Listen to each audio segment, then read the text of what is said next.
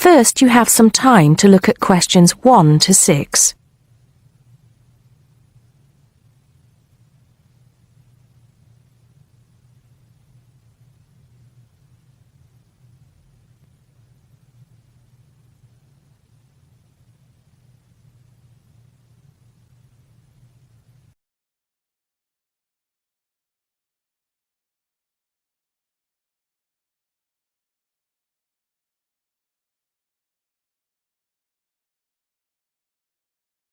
Now we shall begin.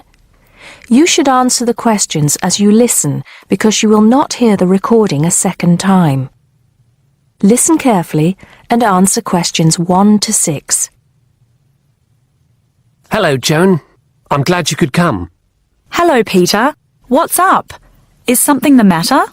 No, everything's fine. It sounded urgent on the phone. Did it? It's just that I've had this idea and I wanted to see how soon we could get it off the ground. Well, don't keep me in suspense. You know they're planning to close down the local clinic. It was in the newspaper yesterday, but most people have actually known for some time. Well, I thought we should do something about it. What did you have in mind? I thought we could organise a charity event and donate the money to the clinic. I know it doesn't sound like much, but it will show the local council how we feel and that we mean business. That'll take quite a lot of organising. Why don't we just hold a protest outside the town hall? A protest would take just as much organisation as an event like this. Besides, I think fewer people would turn up. A village fair or something like that would attract more people and get money for the clinic. People are more generous when they're enjoying themselves. OK then, it sounds good to me. How do we start? First, we put our heads together and come up with a list of people who'll be willing to help and people who can provide us with some of the things we need. For example, we might need a caterer to provide refreshments, a rock band for entertainment, tents and so on. Then, we do a lot of telephoning around and try to get everybody together at the same time in the same place. Sounds like a lot of work to me. Well, that's only the beginning. First things first, though. Let's decide now on who to get to the initial meeting and where and when to hold it. Fine. Well, the village hall would be the best place to have the meeting. It's not as big as the youth club, but it's warmer. There'll be no problem getting permission to use it, but I suppose it depends on how many people we invite. We don't want too many, otherwise the meeting will go on too long and nothing will get decided. But the village hall is a good idea. It's more official than having it in someone's living room. How many? 6 or 8 people to start with? 10 at the most? OK, now we have to decide on a suitable day and time. Suitable to everybody, I mean. A Saturday or Sunday would seem to be the best choice because people aren't at work on those days. But they may not like the idea of giving up a part of their weekend for a meeting. Unless we persuade them it's for a good cause, or that it's to their advantage, and that it'll all be a lot of fun. We'll provide refreshments, of course. What if some don't want to give up their weekend? Then we'll give them an alternative. Say, one evening in the week after everybody's finished work. We'll see which is the most acceptable to them. Then book the hall. I can do the refreshments for the meeting. I'll get Darren and Maggie to help me. I'm sure they'll be more than willing. Before you hear the rest of the conversation, you have some time to look at questions 7 to 10.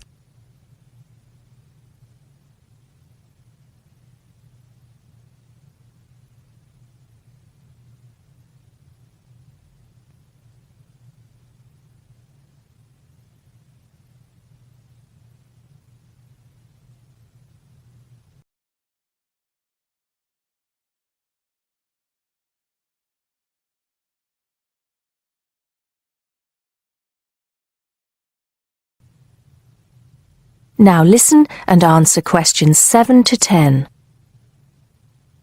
So, what's next on the agenda? A list of who we want at the meeting. Yes, of course. Obviously, we want someone from the clinic. I think Dr. Perkins would be best. He can tell us exactly what the financial situation is there.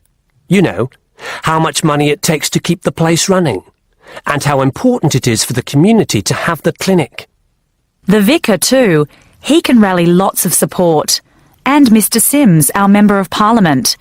He is very busy, but I think I can persuade him to come, or get his wife to persuade him to come. I see her quite a lot socially. That's great. 2 other people I have in mind are Freddie Smith. The journalist? Yes. Well, he's the editor of the local paper now, and might be useful. He might let us advertise for free, and he'll know how to go about getting leaflets and posters printed. That's another thing. We'll need volunteers to put leaflets through people's doors and stick up posters all over the place. We can decide that at the meeting. What about the other person? What other person?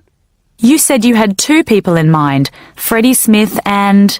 Oh, yes, Mr. Gates. Mr. Gates. Do I know him? You must do. He owns Greatfields Farm. We need a large area to hold the fete. Right. So how many have we got then? 7 or 8? There's Dr. Perkins, Mr. Sims, that journalist... Freddie Smith, you mean? Yes, him. And the vicar and Mr. Gates, the farmer. That's only 5. There's you and me, that's 7. That will do for now. Let's start making phone calls. That is the end of section 1. You now have half a minute to check your answers.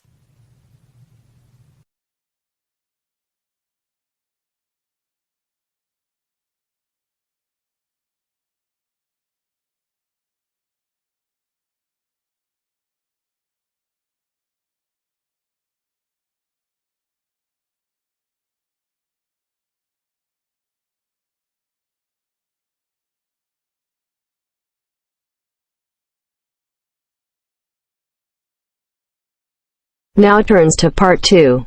Part 2. You will hear a local radio program about cycling courses in London.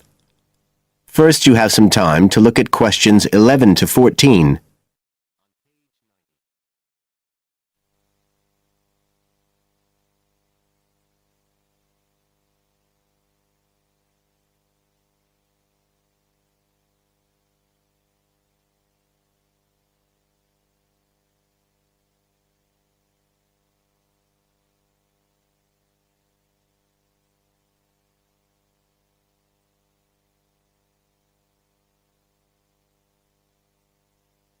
Now listen carefully and answer questions 11 to 14. There's been a great deal of interest lately in encouraging people to use bicycles instead of cars as a means of transport. But not everyone is confident about riding a bike at the best of times, let alone in the middle of a city like London. Jack Hayes is a professional trainer who works for a London-based company, City Cyclist, which provides cycle training for the public. What exactly does City Cyclist do, Jack? Well, our basic purpose is to promote cycling as a sustainable form of transport. We believe the best way to promote cycling is to teach people to use their bikes safely and with confidence. In European countries, people all learned from their parents, and they also learned in school. And when I tell them I teach people to ride bikes, they laugh. They think it's crazy. But here in London, it's completely different. You're approaching the point where a whole generation of people have grown up not being allowed by their parents to cycle because it was considered to be getting too dangerous. And so, in turn, they can't teach their children. We believe in realistic training. So if someone wants to use a bike regularly, say to get to work or school, we aim to train them by teaching them to ride on the actual roads they'll use, so they can develop the basic skills they need and build up their confidence that way. At City Cyclist, we believe cycling's for everyone, no matter what age or level of ability or mobility. We do complete beginners and also advanced courses. That's for urban cyclists who want to deal with things like riding in streets with complicated intersections and things like that. We don't promote the use of personal protective equipment for cyclists, and we endorse the policy of the European Cyclists Federation that parents should be allowed to make an informed choice as to whether or not their child wears a helmet. We believe the key to safe cycling is assertiveness, taking your place on the road. This has to be instilled right from the beginning. Assertive road positioning and behaviour is the key to safe cycling in congested urban environments. Some people are surprised that we don't promote the segregation of cyclists from motorised traffic, but we don't think that's practical in all urban environments. Instead, we teach people to use as much road space as they need to travel safely and effectively. You now have some time to look at questions 15 to 20.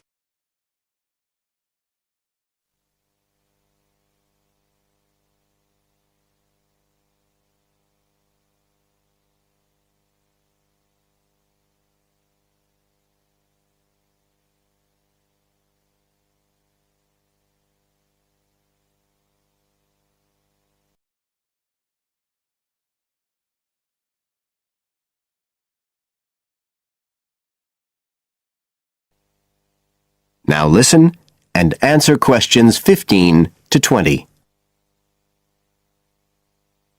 Now, as well as courses for individuals, City Cyclist provides a number of services for organisations. For example, we can deliver fun, safe cycle training activities at schools, arranging courses so that the disruption of curriculum time is kept to a minimum. As well as this, in order to promote safe cycling, we have provided training courses for employees and staff of local councils. And we are also increasingly looking at developing training courses in companies in order to help employers work towards green transport plans by helping to increase the number of staff cycling to work.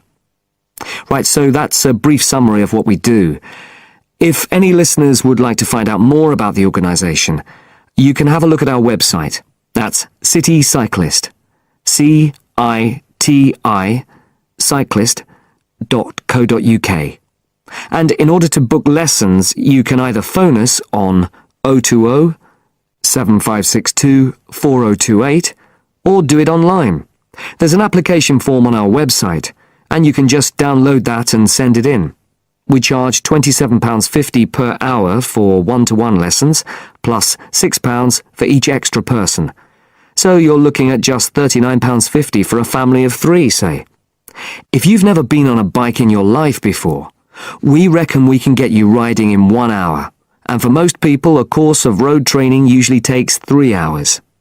But whether you're a parent or a child, an individual or an institution, we'll be happy to discuss your special needs and make a program just for you. That is the end of part 2. You now have half a minute to check your answers.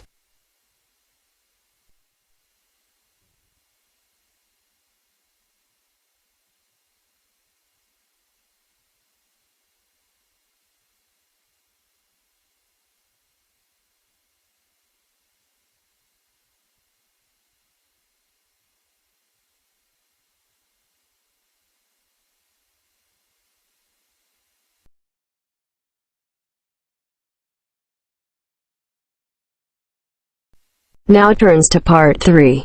Part 3. We'll hear 2 business studies students, Evelyn and Mark, preparing for a seminar presentation. Before you hear the conversation, you have some time to look at questions 21 to 25.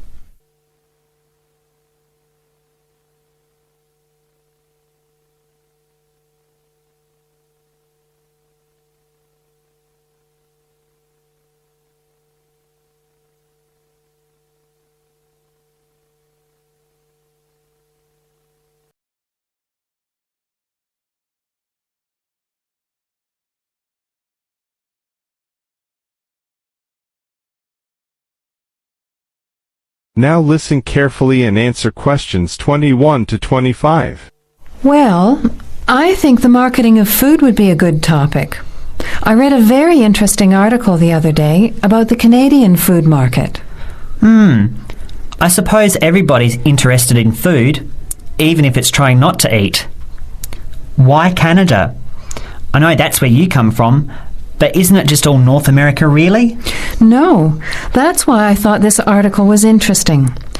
Although lots of US companies are well established in Canada, and vice versa, there are still subtle differences between the two markets. It says here, the Canadian market is definitely not a northern clone of the US. I like that. And it says that if you understand these differences, it can have a big impact on successful food marketing. So I know that Canada has a big French-speaking population in Quebec. Is this what they're referring to? Not only French and English speakers, there are many different ethnic groups in Canada. It's really quite multicultural. For example, Toronto has large Asian and Italian populations, and Vancouver's got a large Asian population too.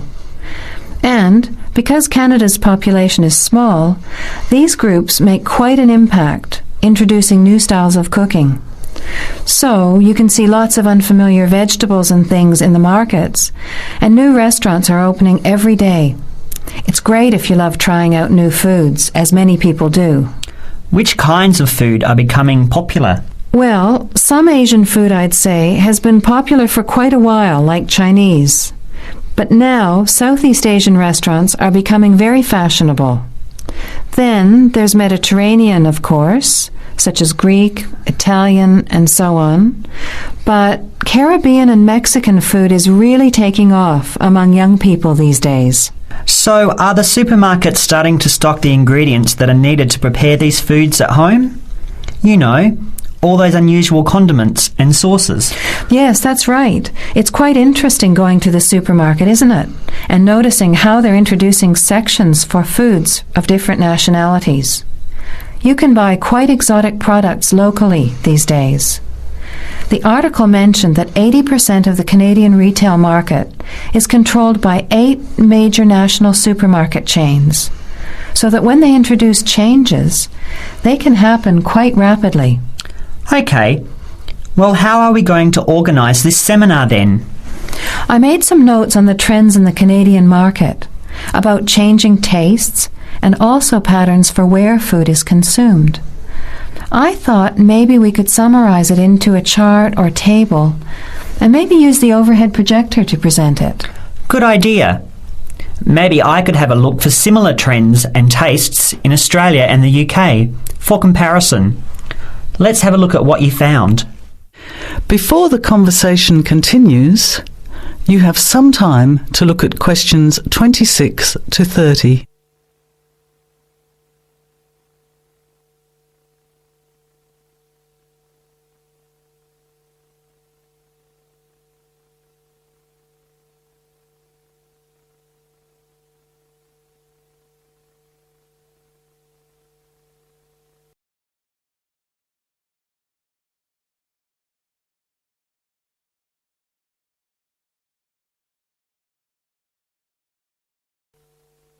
Now, as the conversation continues, answer questions 26 to 30.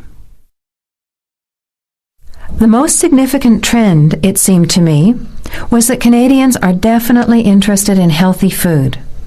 For example, did you know that salads are the 3rd most commonly eaten food in Canadian restaurants? Really?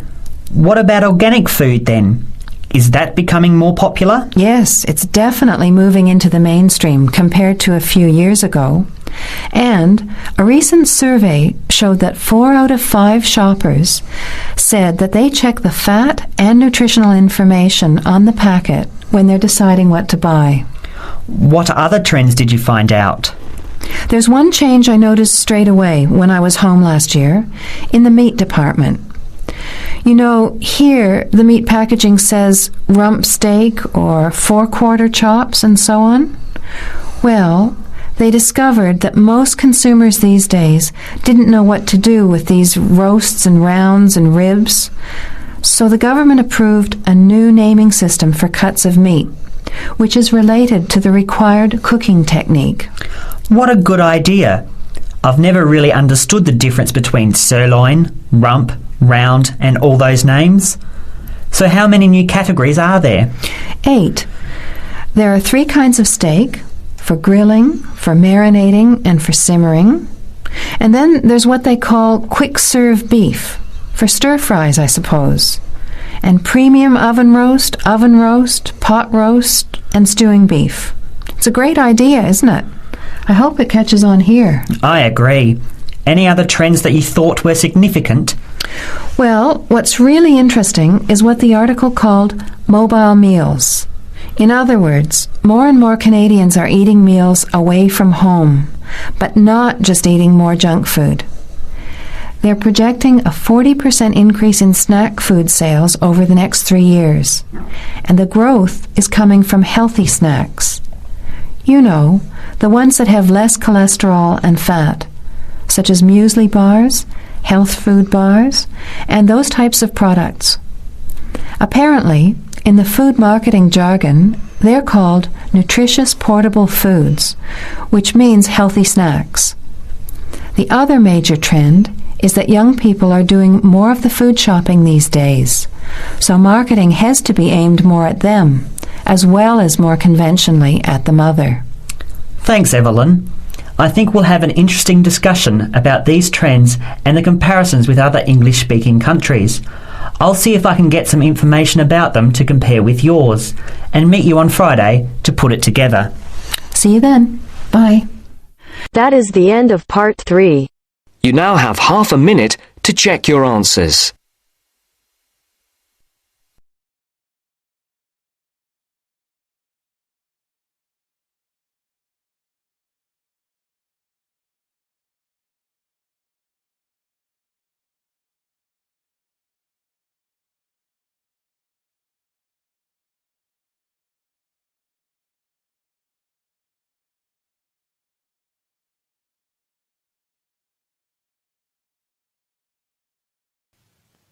Now turn to Section 4. Section 4. You will hear a talk on research in the Indian Ocean. Now look at the questions 31 to 35.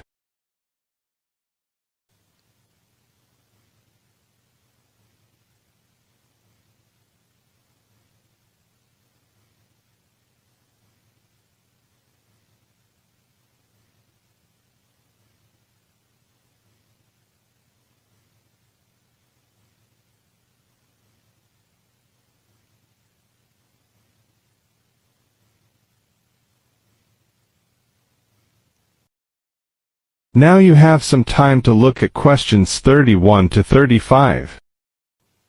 In this, the first lecture in our series on the changing face of the oceans of the world, we are going to look at the Indian Ocean, into which the Oceanography Department at the Institute here in Australia has been doing pioneering research over the past 5 years.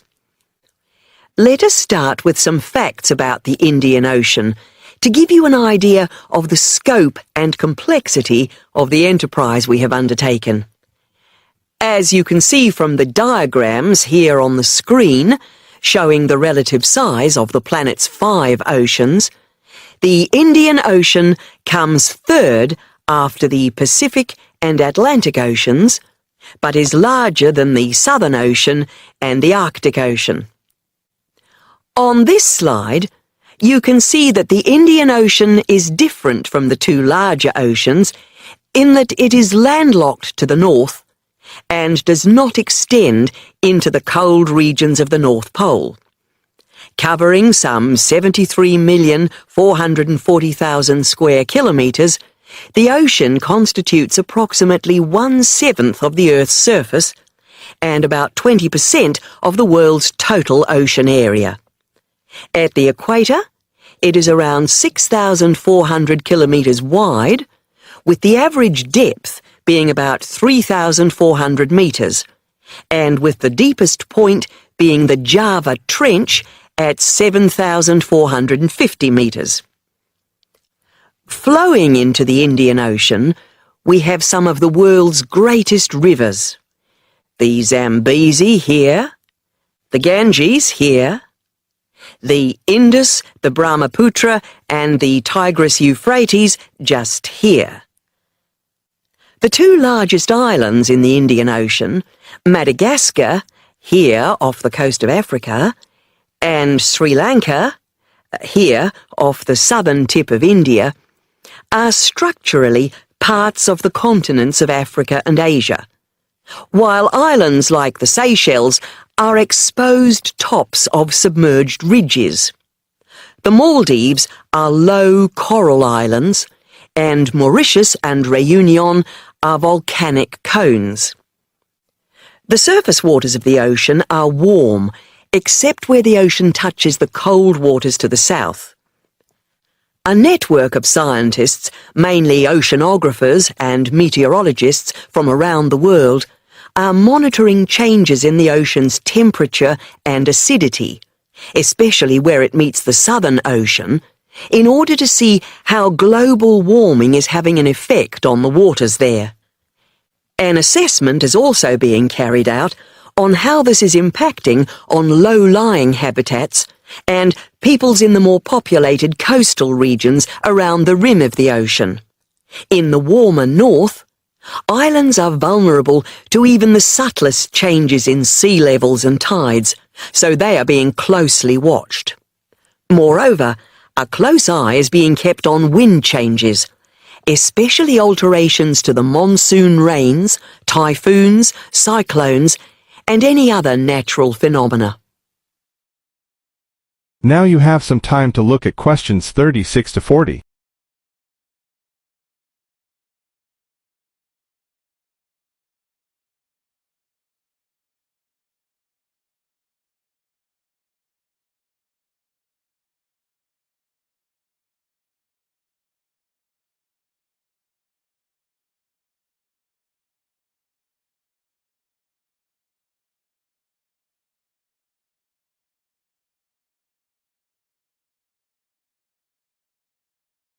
Now listen carefully and answer questions 36 to 40. In addition to the information sent from the ship that we have stationed off Antarctica in the south of the Indian Ocean, data are being transmitted round the clock from buoys anchored at various points around the ocean. 5 of these buoys are observing ice packs and icebergs coming into the Indian Ocean from Antarctica. Besides the buoys, data on cloud cover and wind and temperature change are received by satellite. Satellite images are also being used to record the size of the icebergs from the moment they break off from Antarctica. Their course is then mapped as they move out into the Southern Ocean. Here at the Institute, the raw data from the various sources are received and the information is then constantly processed by a bank of computers. Once the data have been collated, the next step in the process is the analysis by experts here and at centres around the world, looking for even the slightest shift in patterns of temperature, wind and sea levels. In the light of the fact that this is a global enterprise, the Institute is staffed 24 hours a day with researchers working in shifts, and we are in constant contact with centres all around the world. In total, 900 experts from around the globe are involved in the programme. The work at the Institute is now into the 5th year of a 10-year data collection, which began in 2003. The analysis of the 5 years to 2008 will be published early in 2009. However, changes in patterns are already being noticed since the data have been gathered. That is the end of section 4. You now have half a minute to check your answers.